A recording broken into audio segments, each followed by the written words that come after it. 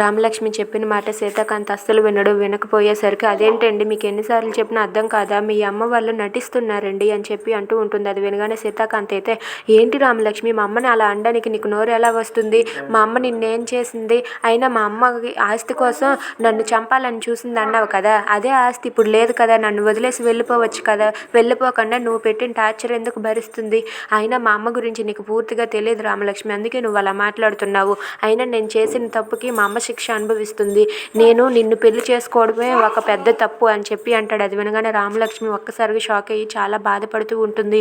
ఎందుకండి అలా అనుకుంటున్నారు అని చెప్పి అంటుంది. అవును మరి నేను నిన్ను పెళ్లి చేసుకుని పెద్ద తప్పు చేశాను, దానికి శిక్షగా మా అమ్మ అనుభవిస్తుంది అని చెప్పి అంటూ ఉంటాడు. అది వినగానే రామలక్ష్మి చాలా బాధపడుతుంది. ఇక సీతాకాంత్ అయితే అయినా నేను నిన్ను ఇంకా ఇంకా ఇలా ఇంట్లోనే ఉంచాను చూడు, అది నేను చేసిన పెద్ద తప్పు అని చెప్పి అంటూ ఉంటాడు. అది వినగానే రామలక్ష్మి అయితే చాలా బాధపడుతుంది. ఇక సీతాకాంత్ అయితే అయినా నువ్వు ఇన్ని చెప్పినా సరే, ఇన్ని అన్నా సరే, ఎంత టార్చర్ పెట్టినా సరే మా అమ్మ భరించి ఇక్కడే ఉంటుంది, అది మా అమ్మ అంటే ఇప్పటికైనా అర్థం చేసుకో, నేను నీకు చెప్పలేకపోతున్నాను, అయినా నేను ఎంత అరుస్తున్నా సరే నీకు అర్థం కావట్లేదు అని చెప్పి సీతాకాంత్ అక్కడి నుండి వెళ్ళిపోతాడు. రామలక్ష్మి చాలా బాధపడుతూ ఉంటుంది. Please subscribe.